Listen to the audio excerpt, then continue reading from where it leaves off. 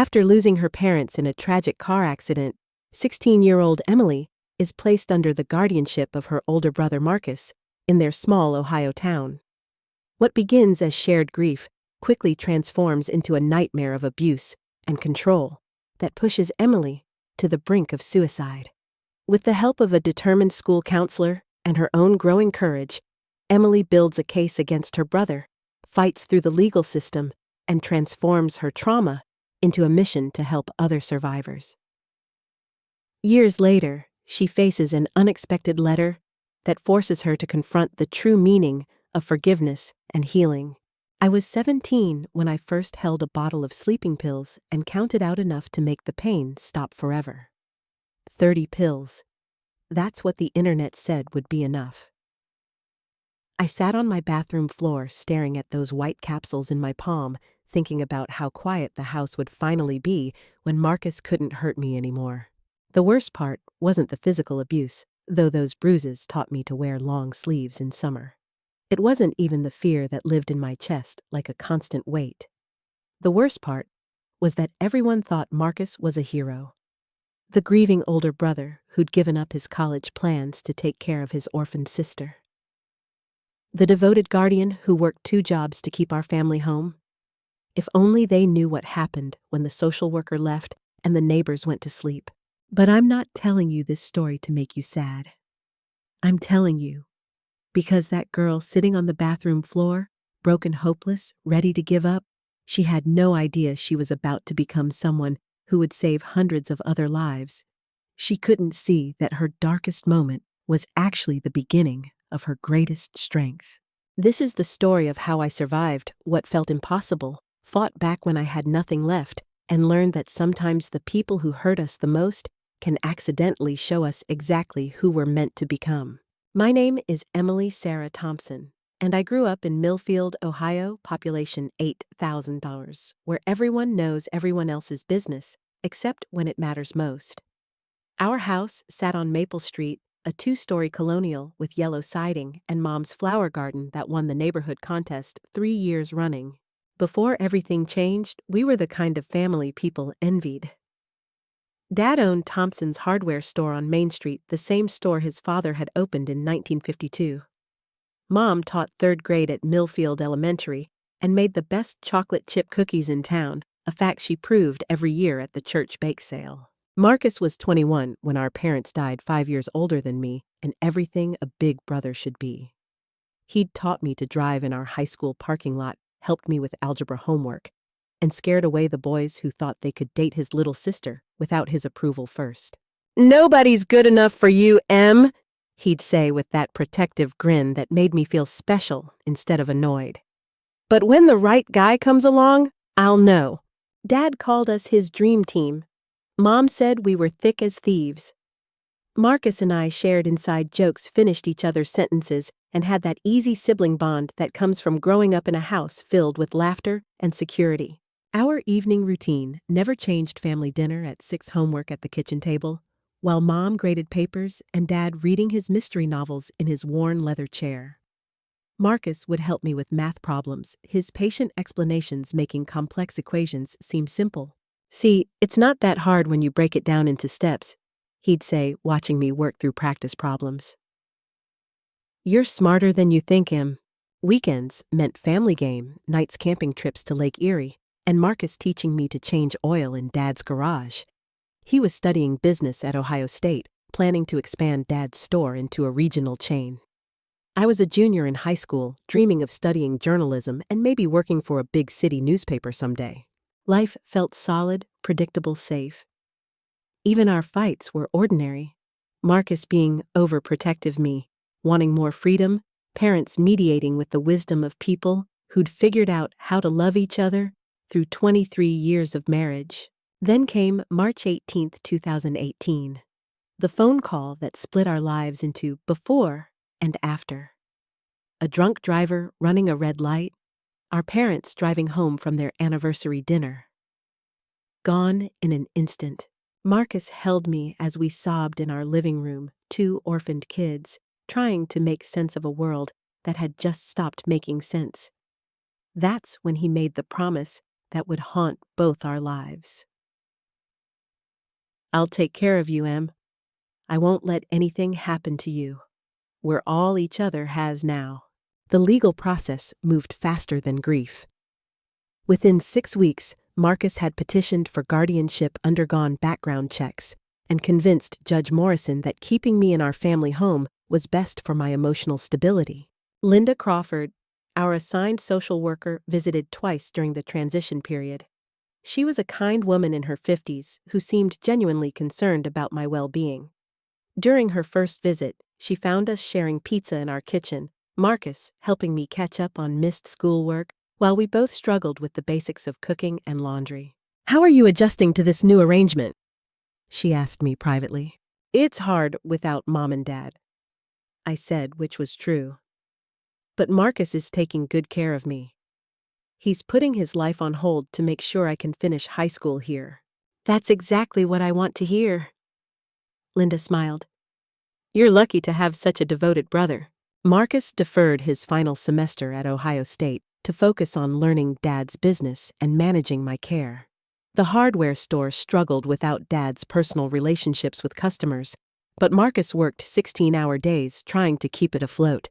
He'd come home exhausted, shoulders slumped with the weight of responsibilities he'd never expected to carry. "I'm failing at everything," he admitted one night in April, sitting at our kitchen table with a beer and a stack of unpaid bills. "I don't know how Dad made this look so easy."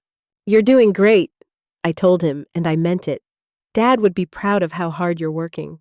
The first sign of trouble came in May. Marcus had always been a light drinker, maybe 2 beers while watching football on Sundays. But grief changed that. 1 beer became 3, then 5, then drinking every night until he fell asleep on the couch.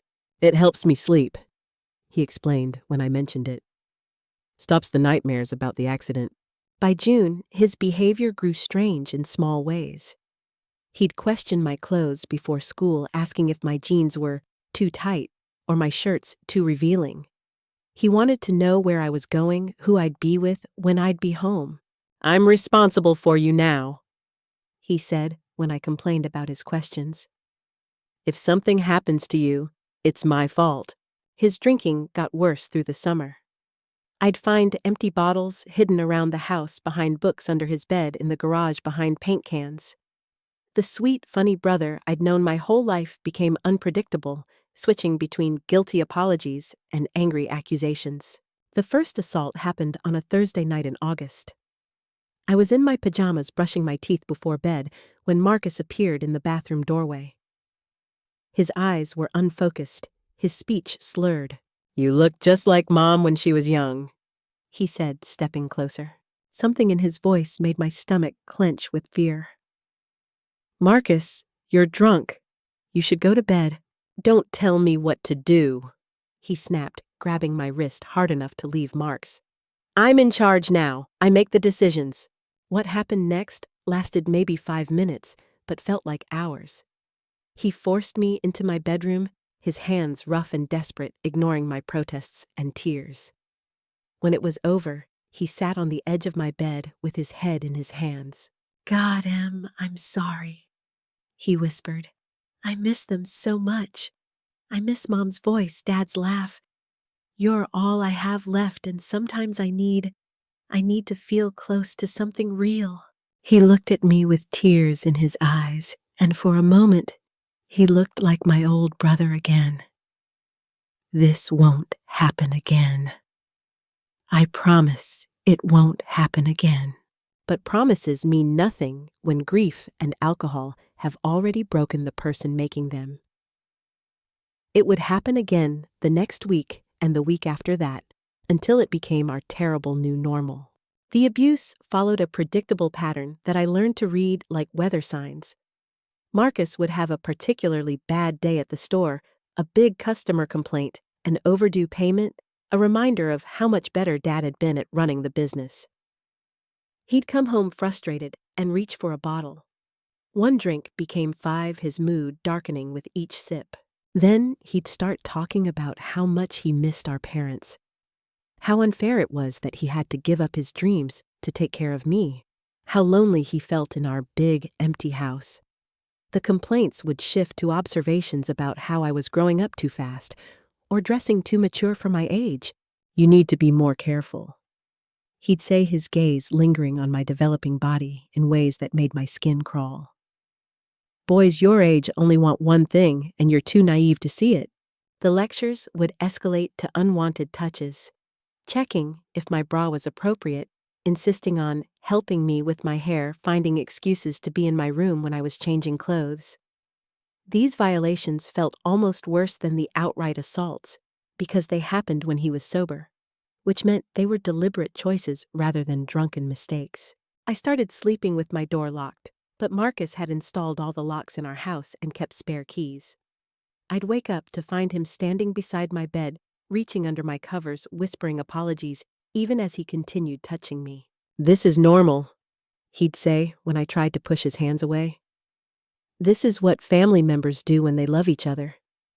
Mom and Dad are gone, so we have to take care of each other's needs now." School became my sanctuary, the only place I felt safe from his attention. But even there, I struggled to concentrate. My grades dropped from A's to C's as I spent class time planning how to avoid being alone with Marcus, rehearsing excuses to stay late for activities that didn't exist. My best friend Jessica started asking questions I couldn't answer. "You've been weird lately," she said during lunch in September. "You never want to hang out anymore, and you look tired all the time. Is everything okay at home?" For a split second, my heart hammered against my ribs as I felt the words rising in my throat. No, everything is not okay. My brother is hurting me, and I don't know how to make it stop. The confession sat on the tip of my tongue, desperate to be spoken, while my mind raced through what would happen next. Jessica would be horrified. She'd want to call the police immediately. But what if they didn't believe me? What if Marcus convinced them I was lying? What if they split us up and I ended up somewhere worse? The seconds stretched like hours as these thoughts crashed through my head, hope warring with terror until fear won. Just adjusting to life without my parents. I lied the words, feeling like ash in my mouth. "Marcus is doing his best, but it's hard for both of us. He seems like such a good brother," Jessica said. "My sister goes to college with him, and she says all her friends think he's really sweet for giving up school to take care of you." How could I explain that the same hands everyone praised for their sacrifice were violating me every few nights? That the brother everyone admired was slowly destroying what was left of my childhood? The isolation grew worse as Marcus's paranoia increased.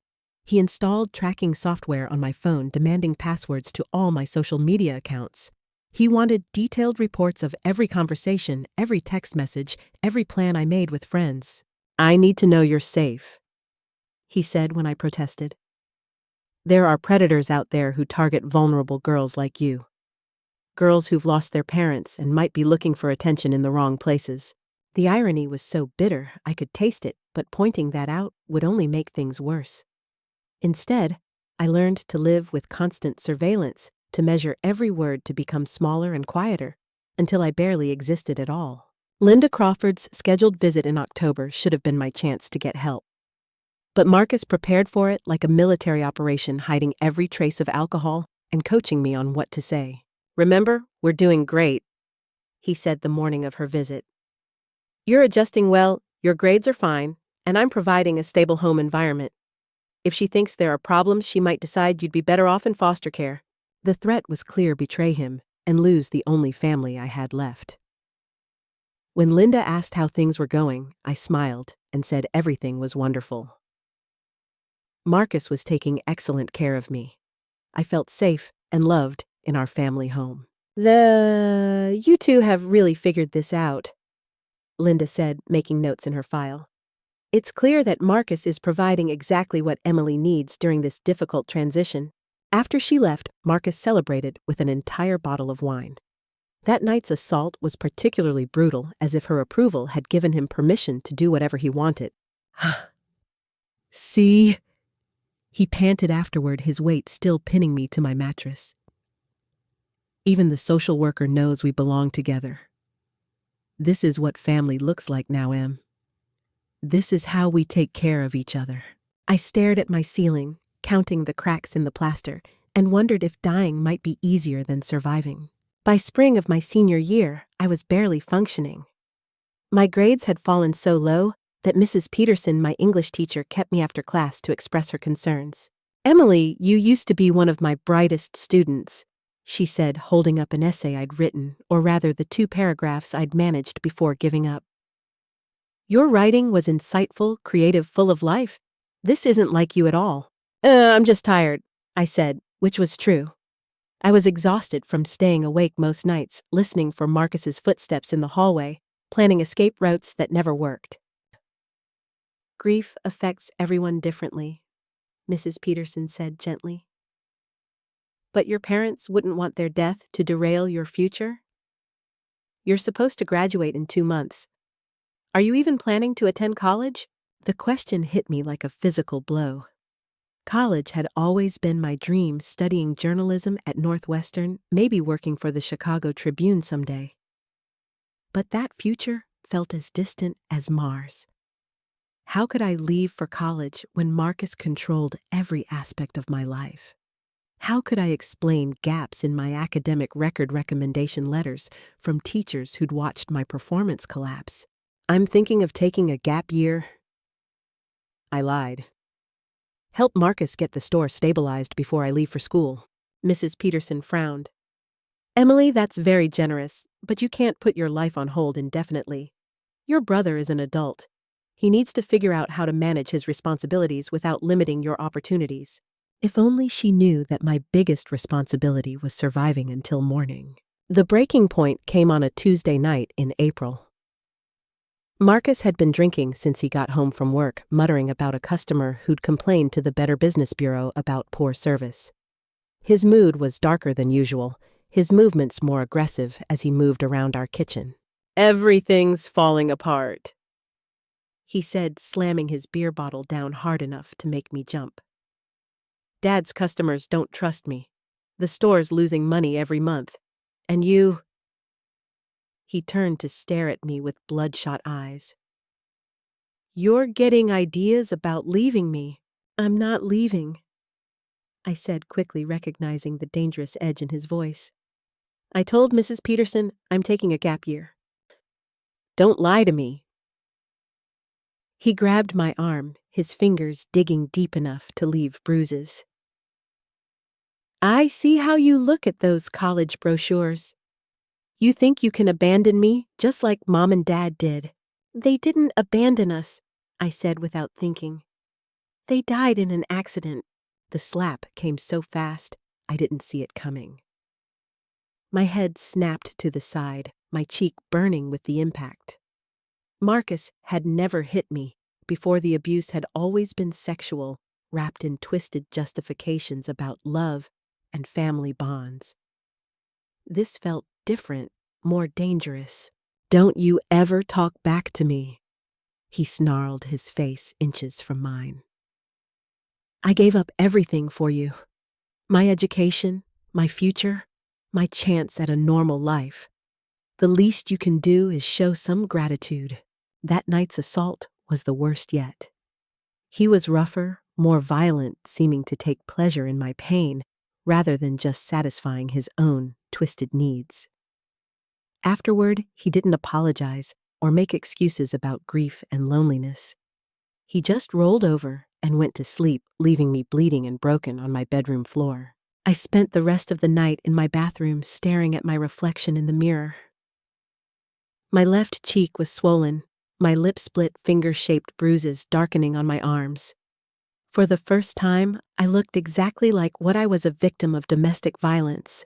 The next morning, I wore makeup to cover the bruises and told everyone I'd walked into a door. Nobody questioned the story. Why would they? Marcus Thompson was a pillar of the community, a young man who'd sacrificed his own dreams to care for his orphaned sister. But something had shifted during that terrible night. The fear that had paralyzed me for months was slowly being replaced by something else: anger. Marcus might be bigger and stronger, but he wasn't smarter. He'd gotten sloppy confident that I'd never fight back. That confidence would become his weakness. I started paying attention to details I'd ignored before. The pattern of his drinking, the timing of his assaults, the way he hid evidence of his behavior.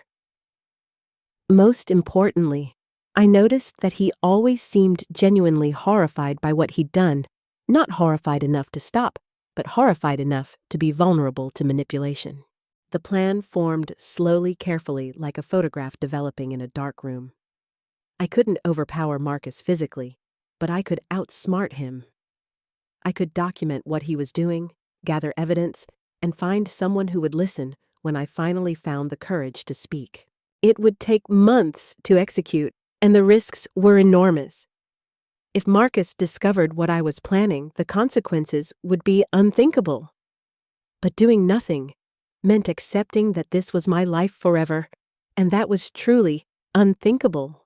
The girl who'd once dreamed of being a journalist was about to investigate the most important story of her life. But first, I nearly got caught. It happened on a Thursday afternoon when Marcus came home from work early, complaining of a headache.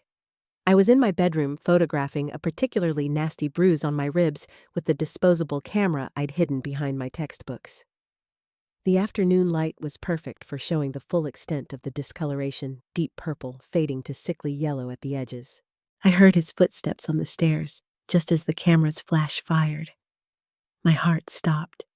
The flash had been brighter than I'd expected, and our house was old enough that you could see light bleeding under doorways. Marcus called out, his voice curious. What was that light? I shoved the camera under my mattress so fast I nearly dropped it, my hands shaking violently as I pulled my shirt down to cover the bruise. My mind raced through possible explanations while his footsteps approached my door. Just doing some homework, I called back, trying to keep my voice steady. The doorknob turned, and Marcus stepped into my room, his eyes scanning for anything unusual. His gaze landed on my desk, where I'd scattered some art supplies earlier as part of my cover story. I thought I saw a flash, he said, suspicion creeping into his voice. For my art project, I said quickly, gesturing toward a half-finished sketch of shadows and light. I'm studying how different lighting affects perception. I was taking reference photos of how the afternoon sun creates contrasts in the room. Marcus moved closer, his bloodshot eyes examining my desk, my face the general area where I'd been standing. Every second felt like an hour. My heart was beating so hard I was certain he could hear it, and sweat had broken out across my forehead despite the cool April air. Where's the camera?" he asked. I pointed to my backpack where I kept a small digital camera for legitimate school projects. I was just testing the lighting before taking the real shots, making sure the exposure would be right. He stared at me for what felt like an eternity, and I could see the gears turning in his alcohol-fogged brain. Did my story make sense? Was I acting nervous? Should he search my room? Finally, he rubbed his temples. My head is killing me. Keep it down, okay? Of course, I said, my voice barely a whisper. After he left, I sat on my bed, trembling for 20 minutes, the close call replaying in my mind over and over. That night, I moved my evidence to a new hiding place, inside an old teddy bear I'd had since childhood, one Marcus would never think to examine. The encounter had terrified me, but it also sharpened my resolve. I was walking a tightrope over an abyss, but I was the only one who could save myself. The turning point came from an unexpected source, my phone. Marcus monitored my calls and texts, but he'd never thought to check the voice memo app I used for school projects. I started recording our conversations, capturing his threats and twisted justifications in his own words. "You know why I need this, he said during one of his drunken lectures, his voice slurring as he explained why our special relationship was normal. "We're all each other has. When you love someone, you show them in every way possible." I kept the phone hidden in my pocket, recording everything. His explanations of why I couldn't tell anyone. His threats about what would happen if I betrayed our family. Most damaging of all, his detailed descriptions of what he'd done to me spoken aloud, as if saying the words made them less criminal. But the real breakthrough came in May, during what I thought was just another one of his guilt-ridden apologies. We were sitting in our living room after a particularly brutal assault. Marcus crying into his hands while I sat frozen on the opposite end of the couch. "I know this is wrong," he whispered, and something in his voice made me look up. "I know Mom and Dad would hate what I've become.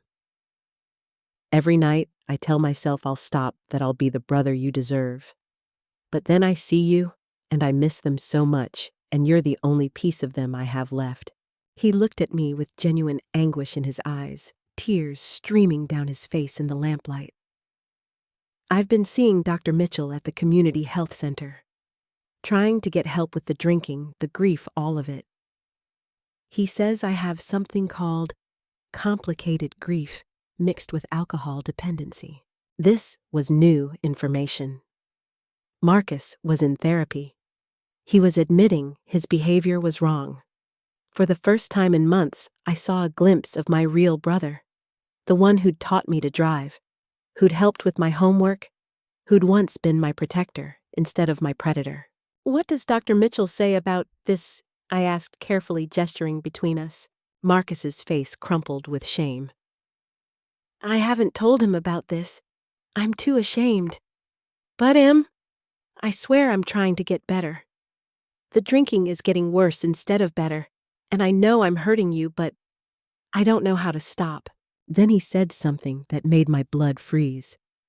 "Sometimes I look in the mirror and I see him.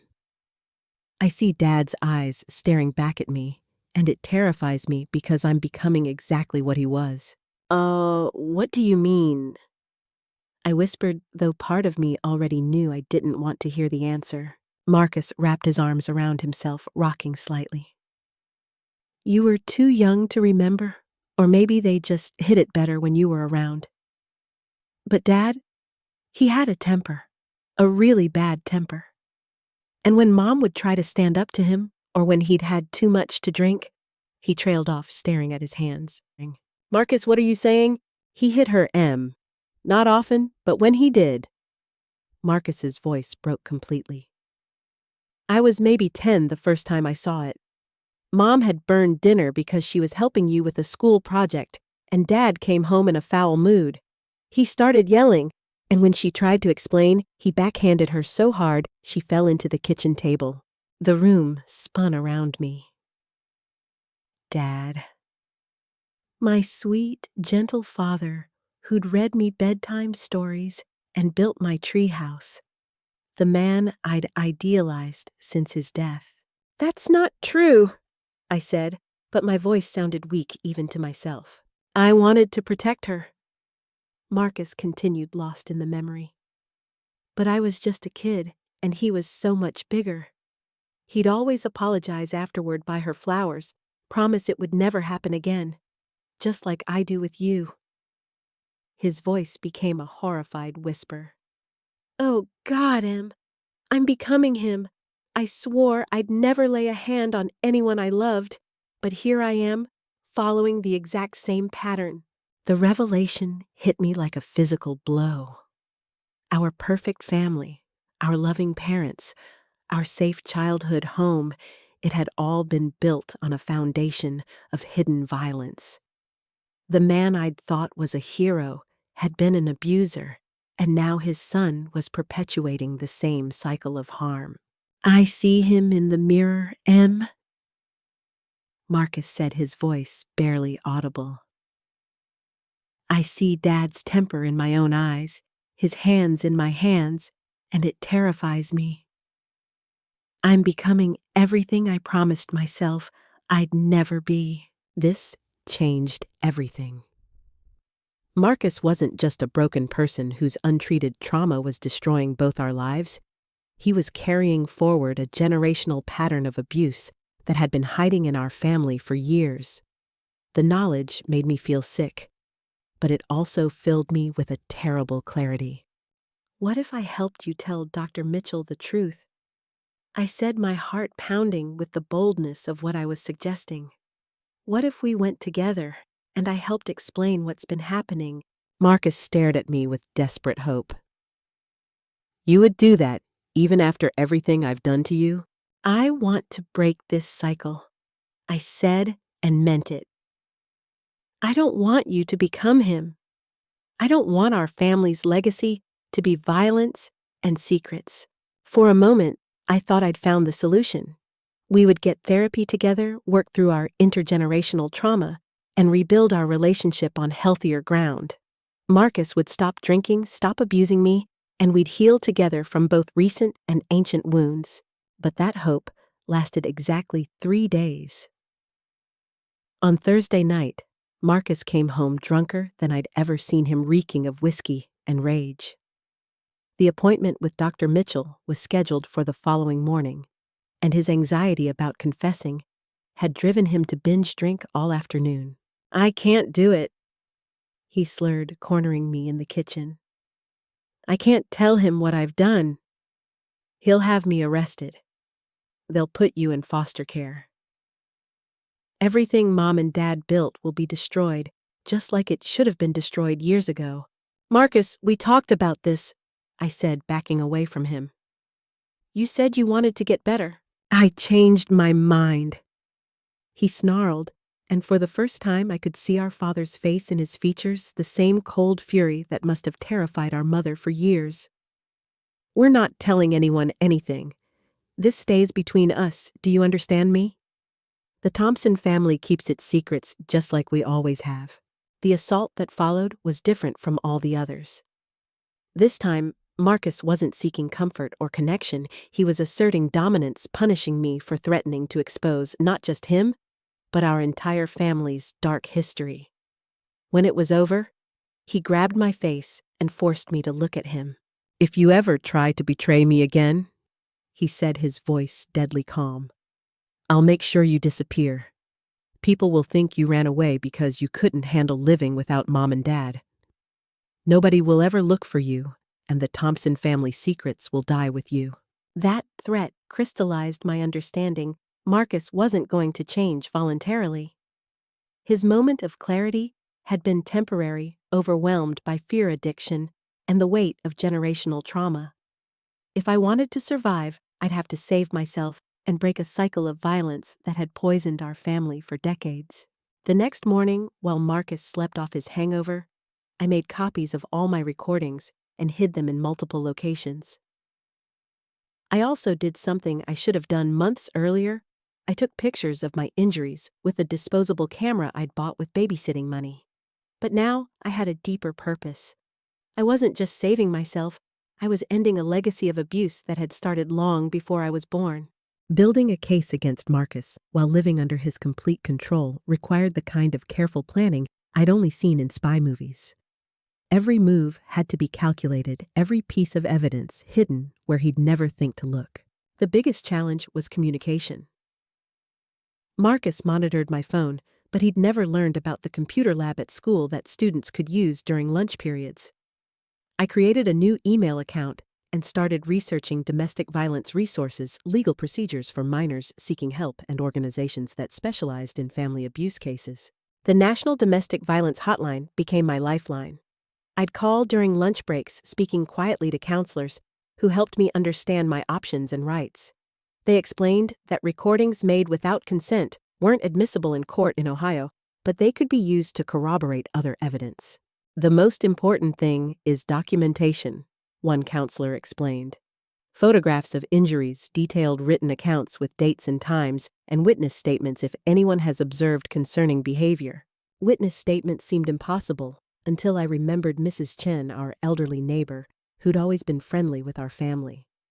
She'd made several comments about Marcus drinking too much, about strange noises coming from our house late at night, about how different I seemed since our parents died. During my lunch period one day, I walked to her house instead of eating in the cafeteria. "Emily, dear, what a surprise!" she said, opening her door with a concerned smile. "You look so thin. Are you eating enough?"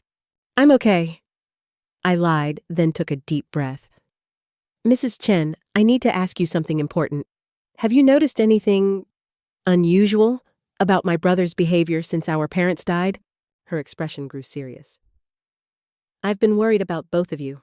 Marcus seems to be drinking quite heavily, and I've heard some disturbing sounds from your house late at night. Are you safe, dear?" The kindness in her voice almost broke my resolve, but I managed to explain that I was gathering information for a school project about how families cope with tragedy. She agreed to write down her observations, including specific dates when she'd heard me crying or screaming. "I should have checked on you sooner," she said, tears in her eyes. "I keep thinking about how proud your parents were of both you children.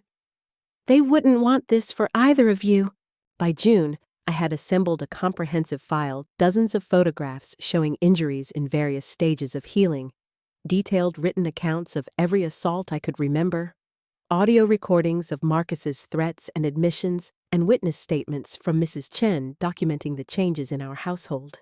The next step was finding an adult who would take my accusations seriously and help me navigate the legal system. The school counselor seemed like the obvious choice, but Mr. Rodriguez was a man, and the thought of explaining intimate details of sexual abuse to him made my stomach turn. Instead, I turned to Mrs. Angela Foster, the drama teacher who'd always encouraged my writing and seemed genuinely interested in her students' well-being. After school one day in early June, I approached her classroom with my heart hammering against my ribs. "Mrs. Foster, I need to talk to someone about a serious problem at home," I said, closing the door behind me. She set down the scripts she'd been grading and gave me her full attention. "Of course, Emily. What's going on?" The words came out in a rush, months of suppressed terror spilling over like a dam bursting. I told her about the drinking, the control, the assaults that had escalated from unwanted touches to violent rapes. I showed her the photographs, played some of the recordings, and watched her face grow pale with horror and anger. "Oh, honey," she whispered when I finished.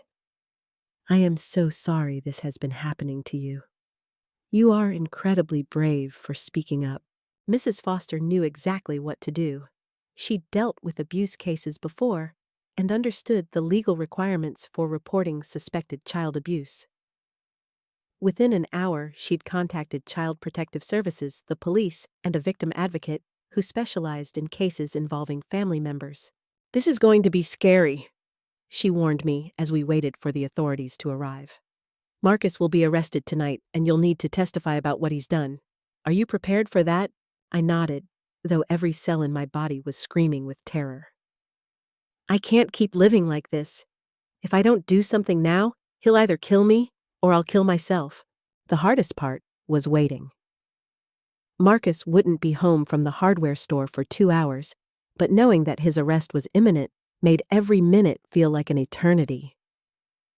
I kept expecting him to burst through the school doors, somehow sensing that his carefully constructed world was about to collapse. When Detective Sarah Williams arrived with a Child Protective Services worker named Janet Morris, I felt both relief and nauseating fear.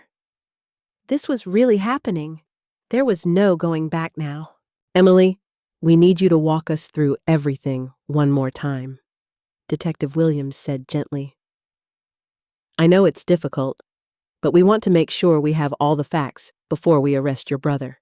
I repeated my story, provided copies of my evidence, and answered questions that made me relive every violation in clinical detail. By the time we finished, it was 5:30 p.m., exactly when Marcus usually arrived home from work. "We'll arrest him at your house," Detective Williams explained. "You'll come with us to the station to give a formal statement, and then Janet will take you to a safe place where you can stay while we process this case." As we drove toward Maple Street, I saw Marcus's truck in our driveway and felt my stomach drop. In a few minutes, the brother who'd raised me after our parents died would be in handcuffs, his life destroyed by his own choices. Despite everything he'd done to me, part of me still loved the person he used to be. But I'd learned that loving someone doesn't mean accepting their abuse. Sometimes the most loving thing you can do is hold someone accountable for their actions, even when it breaks both your hearts. Marcus was watering Mom's flower garden when we pulled into our driveway, a domestic scene, so normal it felt surreal. He looked up at the police car with confusion rather than fear. After all, why would the authorities be interested in Marcus Thompson, the devoted brother, who'd sacrificed everything for his orphaned sister? Detective Williams approached him calmly. "Marcus Thompson." "Yes, that's me," he said, setting down the watering can. "Is there a problem, officer? I need you to put your hands behind your back, sir. You're under arrest for multiple counts of rape, sexual assault, and child abuse. The color drained from Marcus's face as the handcuffs clicked into place. He looked at me sitting in the back of the police car, his expression cycling through disbelief, betrayal, and finally understanding. What did you do?" he called out as Detective Williams read him his rights. "We're family. How could you destroy our family like this?" I couldn't answer. My throat felt closed, my chest tight with the enormity of what was happening. This was the right thing to do, I knew that. But watching my brother get arrested still felt like another death in our family. At the police station, I gave a formal statement that took 3 hours to complete. Detective Williams was patient and thorough, making sure every detail was documented correctly. The victim advocate, a woman named Carol Chen, sat beside me offering tissues and water while I described 2 years of systematic abuse. "You're incredibly brave for coming forward," Carol told me during a break. "Many victims never find the courage to report family members, especially when they're financially dependent on their abuser." "I wasn't brave," I said. "I was desperate. I was going to kill myself if this continued much longer. Recognizing that you deserved better treatment and taking action to protect yourself, that's the definition of bravery," she replied firmly. The arraignment happened the next morning. Marcus's court-appointed attorney argued for bail, claiming he was a pillar of the community with no flight risk. But the prosecutor presented my evidence, methodically photographs of injuries, medical documentation, audio recordings of threats, and witness statements. The judge listened to everything with a grim expression. "Mr. Thompson, these are extremely serious charges with substantial evidence supporting them. Given the nature of the alleged crimes and your position of authority over the victim, I'm denying bail. You'll remain in custody until trial." Marcus looked broken as they led him away in shackles. For just a moment he caught my eye and mouthed, "I'm sorry," with what looked like genuine remorse, but it was too late for apologies. The damage was done, and sorry wouldn't undo 2 years of trauma. The media attention was immediate and intense. "Local business owner arrested for abusing sister" was the headline in the Millfield Gazette. The story spread to regional news outlets with reporters camping outside our house and approaching me for interviews I wasn't ready to give. The community's reaction was mixed and painful. Some people expressed shock and support, saying they should have recognized the signs. Others questioned my motives, wondering why I'd waited so long to speak up if the abuse was really happening. "She seemed fine whenever I saw her," one neighbor told a reporter. "Always polite, well-dressed, doing well in school. It's hard to believe things were as bad as she claims." These comments stung, but I was learning that people often refuse to see abuse when it happens in families that look normal from the outside. The myth that good families don't have these problems makes it easier for abuse to continue hidden. Marcus's trial was scheduled for September, which meant I had 3 months to prepare for the most difficult experience of my life, testifying against my brother in open court. The prosecutor, Jennifer Hayes, met with me weekly to review my testimony and prepare me for cross-examination. "The defense attorney will try to discredit your story," she warned me during one session. "He'll suggest that you're lying for attention, confused by grief, or seeking revenge for reasonable restrictions. Are you prepared for that?" "I have recordings of Marcus admitting what he did," I said. "I have photographs of injuries. I have witness statements. How can they claim I made it all up?" "They'll try," Jennifer said grimly. "Defense attorneys have to defend their clients even when the evidence is overwhelming. But Emily, your evidence is strong. If you can testify clearly and consistently, we'll get a conviction." The hardest part of preparation was reliving every assault in detail, describing exactly what Marcus had done and how it had affected me. Jennifer needed specific information for the charges, dates, locations, types of abuse, physical injuries, emotional trauma.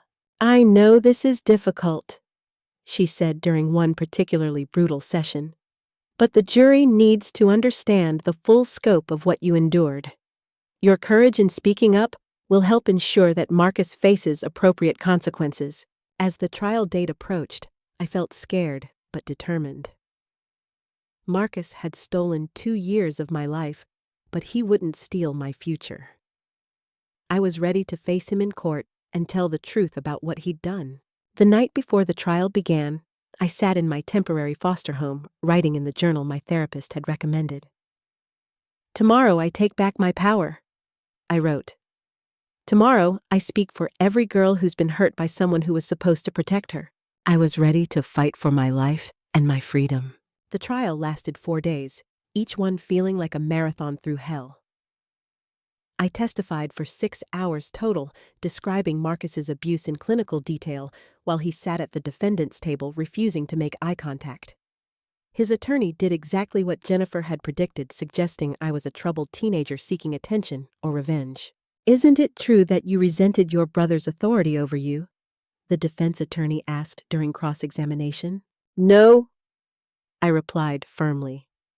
"I resented being raped by him. I resented being threatened and controlled and violated in my own home." The prosecutor played my audio recordings for the jury, Marcus's voice filling the courtroom as he described his actions and justified them as expressions of love. Several jurors looked nauseated, and one woman was quietly crying. Mrs. Chen testified about the changes she'd observed in our household, the sounds of distress she'd heard late at night, and her regret about not intervening sooner. The medical examiner who'd photographed my injuries described the patterns of abuse documented over months of evidence collection. Marcus's attorney called character witnesses who testified about his devotion to me after our parents died, his sacrifice in giving up college, his reputation in the community. But when it came time for Marcus himself to testify, he shocked everyone by standing up and speaking directly to me. "I know I can never undo what I did to you," he said, his voice breaking. "I was drowning in grief and alcohol and loneliness, but that's no excuse for hurting you. You deserved a brother who protected you, not one who became the thing you needed protection from." He turned to the jury, tears streaming down his face. "I'm guilty of everything she's accused me of and more. I destroyed the most important relationship in my life, and I nearly destroyed the person I love most in this world. She was brave enough to speak up when I was too sick to stop myself." Then Marcus said something that made the entire courtroom fall silent. "My father was a good man in public, but a different man at home. I promised myself I would never be like him, but grief and alcohol unlocked that same monster inside of me." Emily broke the cycle that I was too weak to stop. His attorney looked stunned by this impromptu confession, but Marcus continued. "I'm pleading guilty to all charges. I won't put Em through any more trauma by forcing her to relive what I did. I just want her to know that none of this was her fault, and I'm proud of her for finding the courage to save not just herself, but our entire family from this legacy of violence." The judge accepted Marcus's guilty plea and scheduled sentencing for the following week.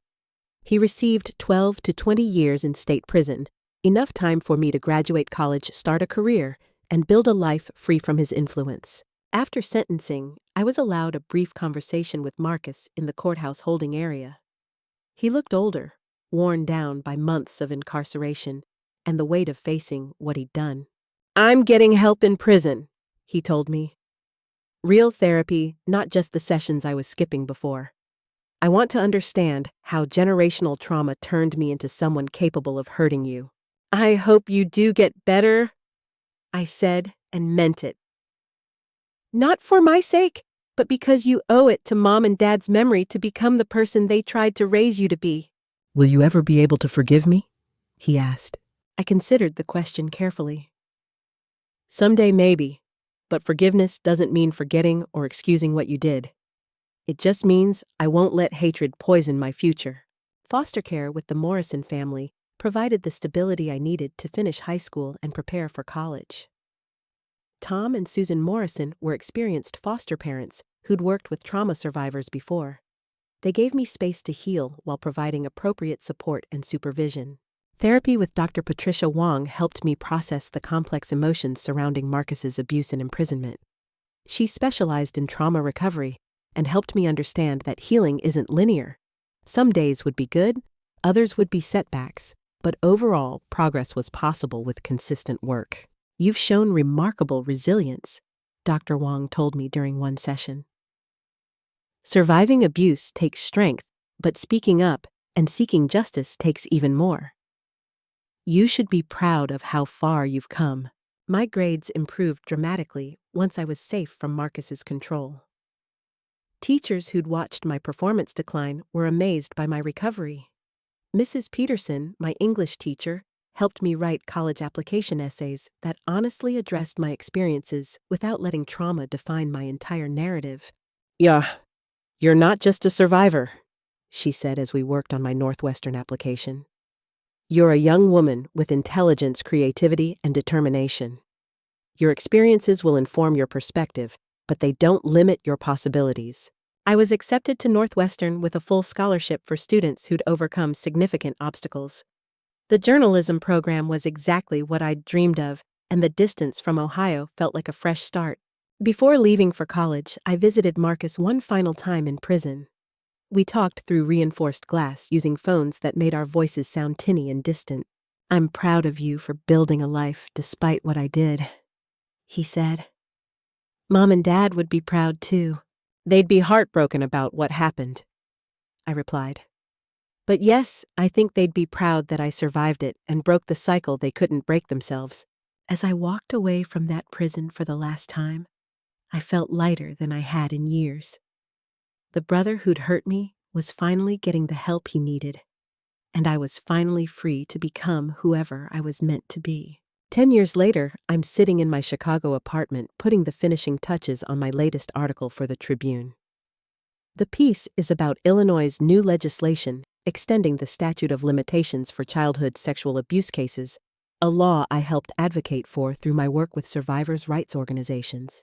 My career as an investigative journalist has focused primarily on family violence, child protection, and criminal justice reform. The skills I developed gathering evidence against Marcus served me well in exposing other systems that fail vulnerable people. My work has contributed to policy changes, prosecutorial reforms, and increased funding for victim services. But today's mail brought an unexpected reminder of my past, a letter from Chillicothe Correctional Institution, where Marcus is serving his sentence. We've had no contact for 8 years, so seeing his familiar handwriting on an envelope was jarring. The letter was brief but powerful. "Dear M, I hope this letter finds you well and thriving. I've been following your career through newspaper articles and interviews, and I'm incredibly proud of the woman you've become. Your work helping other survivors gives meaning to the terrible things I did to you. I'm writing because I'll be eligible for parole next year after serving 10 years of my sentence. I want you to know that I will not seek early release if you're not comfortable with me being free. Your sense of safety is more important than my desire for freedom. I've completed every available treatment program and spent years in therapy, understanding how grief and addiction led me to hurt the person I was supposed to protect. I'll never forgive myself for what I did, but I've learned to live with the reality of my choices and their consequences. If you're willing, I'd like to meet with you before my parole hearing to apologize properly and hear how you'd feel about my release. If you're not willing, I completely understand and will request to serve my full sentence. Either way, please know that watching you transform pain into purpose has been the only redemption I've found in this situation. You took the worst thing that ever happened to you and used it to protect other people. That's the kind of person Mom and Dad raised you to be, and you succeeded in breaking the cycle that destroyed our father and nearly destroyed me. With love and profound regret, Marcus. I set the letter down and stared out my window at Lake Michigan, its gray waves reflecting the cloudy October sky. My first instinct was anger. How dare Marcus contact me after all these years? How dare he make his parole my decision? But as I reread his words, I recognized something I hadn't expected: genuine accountability without manipulation. He wasn't asking for forgiveness or making excuses. He was offering to remain in prison if his freedom would harm my recovery. That evening, I called Dr. Wong who'd remained my therapist throughout college and my early career years. "How do you feel about seeing him?" she asked after I read her the letter. Terrified," I admitted, "but also curious. I've spent 10 years becoming someone he doesn't know, a successful woman who's built a life completely separate from what he did to me. Part of me wants him to see who I became despite his actions." "What would you want to say to him if you met?" I thought carefully before responding.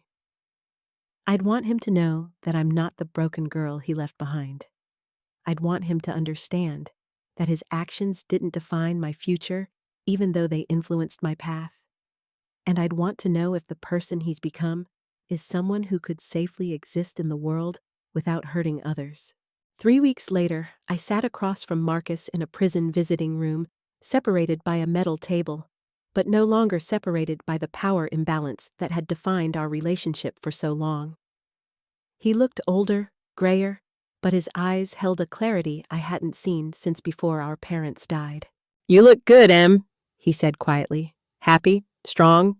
"I am," I replied. "Both of those things." We talked for 2 hours about our separate journeys over the past decade. Marcus described his therapy work, his understanding of trauma cycles, his daily commitment to becoming someone who could never hurt another person.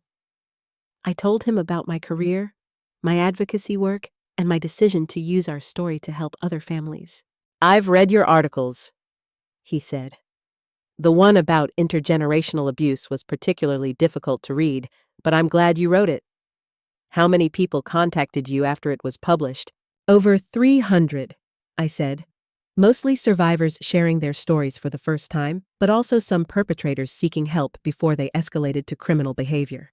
Marcus nodded slowly. "Maybe something good can come from the terrible things I did. Maybe your work will prevent other families from going through what we went through." Near the end of our visit, I made my decision about his parole. "I won't oppose your early release," I told him. "But I have conditions. You'll continue therapy indefinitely. You'll participate in community service focused on preventing family violence, and you'll have no contact with me unless I initiate it." "Of course," he agreed immediately. I know I have no right to ask this, but do you think you'll ever be able to fully forgive me?" I considered his question carefully. "I forgave you years ago, Marcus. Not because you earned it, but because carrying hatred was poisoning my ability to help other people. Forgiveness doesn't mean forgetting or excusing what you did. It means I chose to focus my energy on healing rather than hating." "Thank you," he whispered, tears streaming down his face. "Thank you for surviving, for thriving, for using your strength to protect others. You became everything Mom and Dad hoped you'd become, and you did what they couldn't do. You broke the cycle." 6 months later, Marcus was released on parole. He moved to Oregon, far from Ohio and Illinois, and found work at a nonprofit organization that helps families affected by addiction and trauma. According to his parole officer, he's complying with all conditions and seems committed to rebuilding his life constructively. I occasionally see updates about his work online. He's become an advocate for trauma-informed treatment programs in correctional facilities. His experience as both perpetrator and survivor of family trauma gives him unique insights into breaking cycles of violence. We haven't spoken since that prison visit, and I don't know if we ever will again.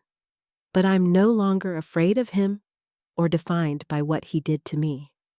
The scared teenager who once counted sleeping pills on her bathroom floor has become a woman who saves lives through her work and her voice. If you're reading this and living with abuse, please know that speaking up is the first step toward freedom. It won't be easy. It might be the hardest thing you ever do, but you deserve safety, respect, and love. Call the National Domestic Violence Hotline at 1-800-799-7233. Tell a teacher, counselor, or trusted adult. Don't let anyone convince you that family loyalty means accepting abuse. Your voice has power. Your story matters.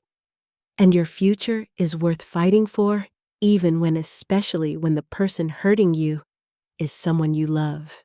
You are stronger than you know, and you are never alone.